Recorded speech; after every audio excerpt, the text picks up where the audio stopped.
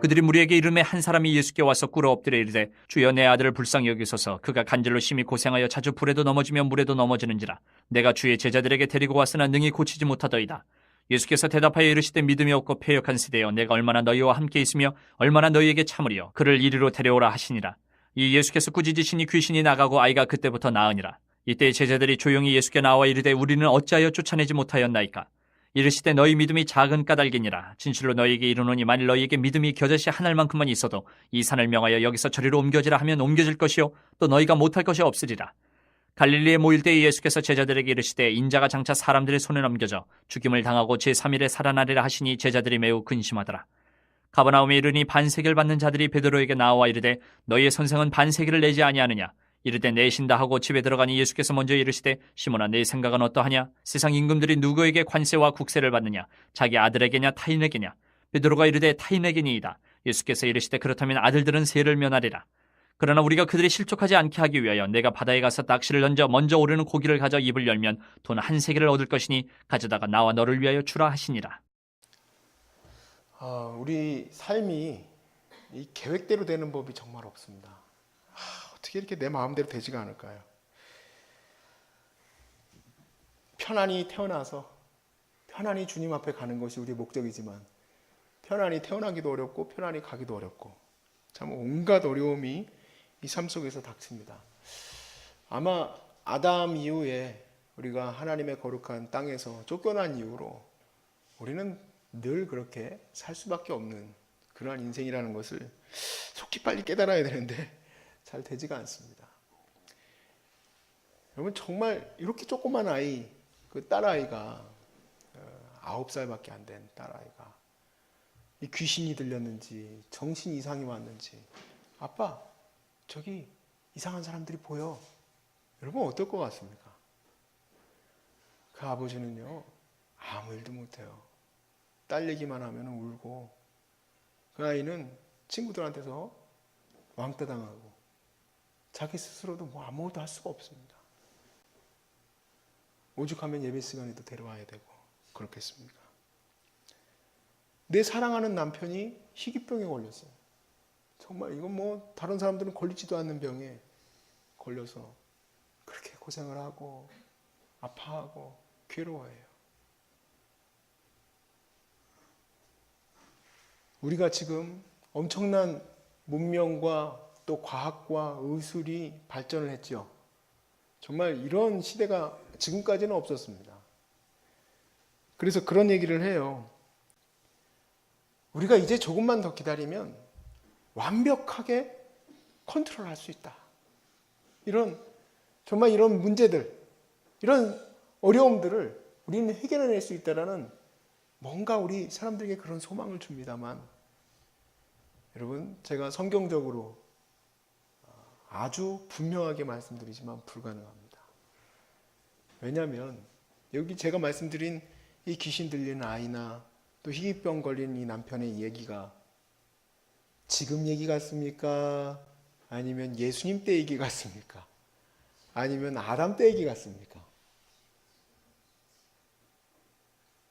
제 대답은 똑같은 얘기입니다. 아담 이후의 그때나 예수님 때나 지금이나 앞으로 100년 뒤에나 똑같이 우리는 컨트롤이 불가능합니다. 절대 안 돼요. 세상은 과학이 발달해서 또 인문학이 발달함으로써 신을 이제는 완전히 몰아낼 수 있다고 생각을 해요. 하나님이 필요 없다는 겁니다. 뭐 여러 가지 일이 있습니다만 그거 얘기하려면 또 1시간이에요. 하나님을 찾는다는 것 자체가 옛날 사람들이나 하는 얘기지 지금은 그렇지 않다. 옛날 사람들이나 병이 걸리고 나면 하나님 찾는다고 얘기를 하지 지금은 우리가 의사 선생님한테 가서 내 과학적 진단을 받고 당신은 이렇게 처방이 안 되니 이제는 뭐 할 수 없습니다. 이렇게 처방할 수 있으니 당신은 나을 수 있습니다. 그 정도 수준일까요? 아니라는 얘기예요. 왜냐하면 지금 말씀드린 이 얘기가 지금 예수님에게서도 그대로 나타나는 얘기예요.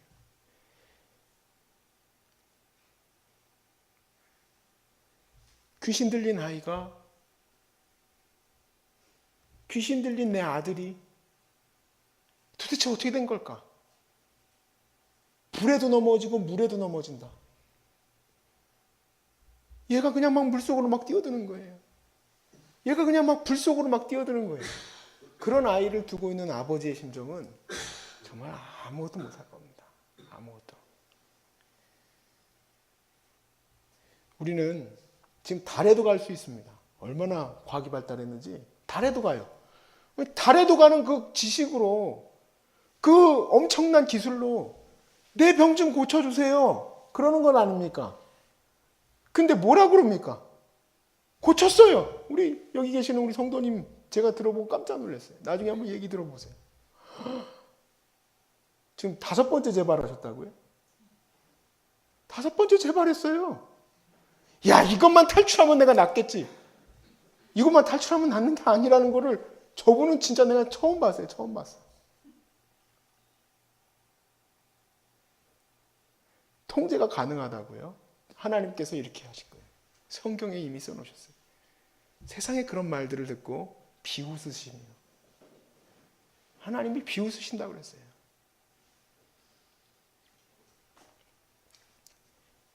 우리는 어떻게든 내 이 상황이 컨트롤 되길 바랍니다. 뭐 선생님이 이렇게 딱딱딱 얘기 좀 해주십시오. 내가 이제 낫는다고 얘기 좀 해주십시오.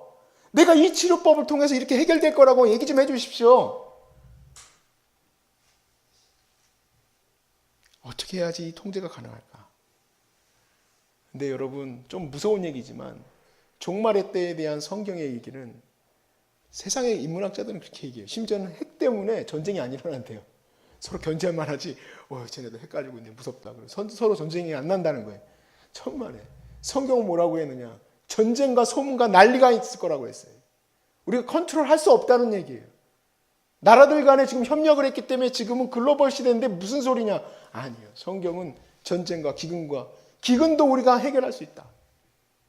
못한다는 겁니다. 더 심각해지고 더 위급해졌어요.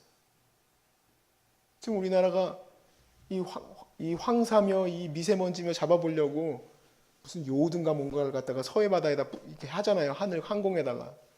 비가 요만큼 섬 쪽에서 내렸대요. 그래서 결론이 뭐냐? 3일 전에 라디오인가? 실패했습니다. 이 땅 대륙에서 비를 내리는 것이 불가능하다.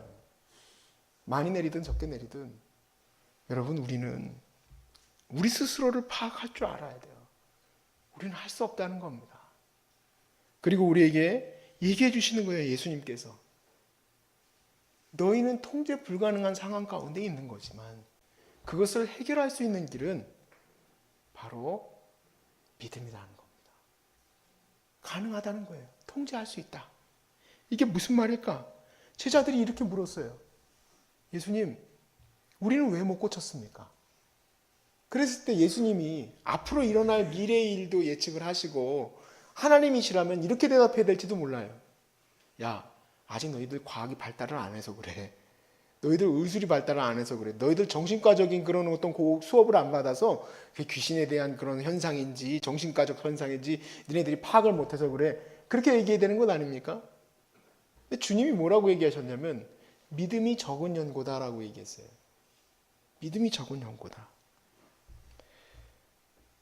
여러분, 믿음은 무엇을 말하는 겁니까? 도대체 믿음이 뭐길래 우리의 이런 어떤 혼란스러운 삶을 통제할 수 있도록 해주는 겁니다. 믿음은 내가 하나님을 전적으로 그냥 의지하는 거예요. 나를 이끌어 가시는 그 하나님 앞에 나의 이 통제 불가능하다는 이 삶을 인정하는 거예요. 인정. 아직도 인정이 안 되거든요. 될 수 있을 것 같거든요. 그런데 이제 인정하는 거예요. 이미 여기 나으신 분도 계시잖아요. 나으신 분도 분명하게 인정을 할 수밖에 없는 거예요. 하나님 앞에 내가 붙들림 바 돼서 살지 않으면 나에게는 어떤 일이 닥칠지 아무도 모르는 거예요. 그냥 하나님을 인정해야 돼요. 찬양사역 시작했을 때 참 아이러니한 상황입니다. 왜냐하면 제가 마음껏 예배를 하면서 찬양을 할 때 이 성도님들, 앉아있는 성도님들이 이게 예배할 때 보면요, 이게 딱 그냥 한눈에 보이거든요. 200명이든 300명이든 1000명이든. 근데요, 찬양하는 모습이요, 진짜 마네킹 같아요. 이렇게 하고, 그러려면 앞에 앉지 말든가. 앞에 앉는 분들이 꼭 그래. 이렇게 하고 있고. 왜 찬양하는 시간에 꼭 찬송가를 안 하고, 왜 성경을 보는지, 왜 꼭 주보를 보려면 그냥 이렇게 몰래 이렇게 보시든지. 이렇게 하시는 거죠. 그래서 어떻게든 이 찬양하게 만들려고 어떻게 해야 될까? 자꾸 가가지고 볼륨만 자꾸 높여요. 볼륨만 자꾸 높여. 목소리만 자꾸 소리 질러대. 주여 찬양합시다. 찬양. 화나가지고 그런 거예요. 찬양합시다. 그래도 계속 이렇게 주워. 아유, 주차가 어떻게 됐나 이 생각만 하는지 눈빛에서는 청년이고 애들이고 중고등학생이고 어른이고 다 똑같아요. 그런데 내가 할 수 있을 거라고 생각했었던 그 모든 거에서 다 해방되어지는 그때가 언제였냐면 주님께 예배하는 것도 하나님이 하는 것이구나. 교회를 세우는 아주 중요한 원리예요. 정말 교회를 내가 한번 세워보겠다고 막 무슨 뭐 교회 성장학 책 읽고 막 20권 30권씩 읽어가면서 그래 이렇게 해야지 막 뭐 다이어그램까지 그리고 뭐 여기다 막 표도 붙여 뭐 뭔 표지도 모르겠어 무슨 다단계야 뭐야 이렇게 막 잔뜩 붙여놓고 뭐 우리는 할 수 있습니다 막 구호도 하고 막 깃발도 흔들고 제자 훈련을 5개씩 하고 막 지쳐 쓰러져가지고 벅벅 기면서 그때 깨달아요. 사람 세우는 거 하나님이 하시는 거구나. 암 환자도 마찬가지예요. 내가 막 여기 가가지고 이것도 해보고 저것도 해보고 끝판까지 가본 사람들은 이제 알아요. 그게 아니구나. 근데 이것도 해보고 저것도 해보고 막 그냥 이렇게 해보면 나을 거다.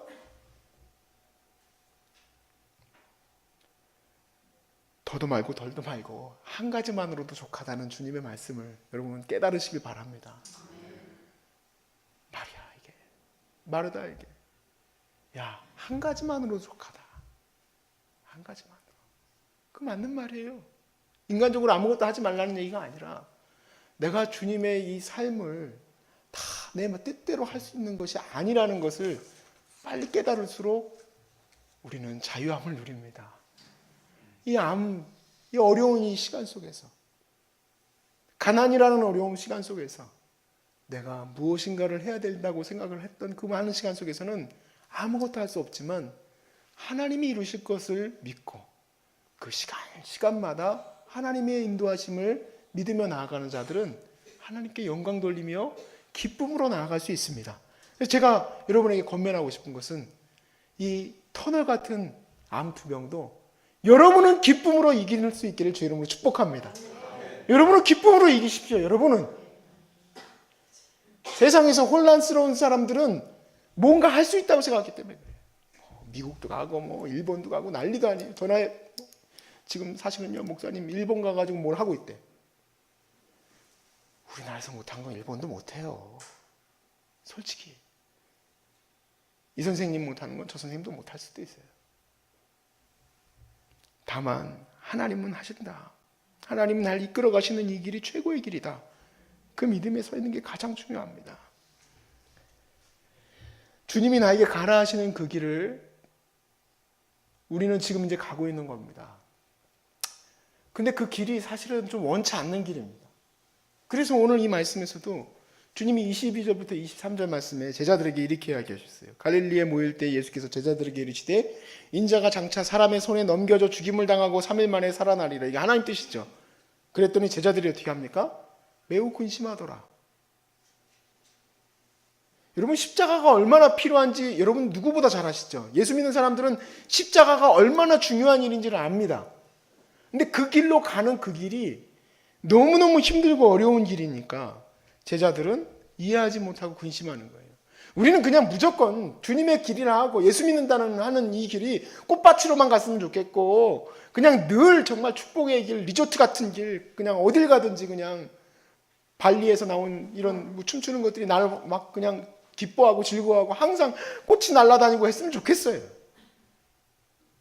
그래서 그런지 우리는 늘 그냥 생각하는 게 병이 낫기만을 생각하고 우리는 그냥 늘 부해지는 것만 생각하고 편해지는 것만 생각을 해요.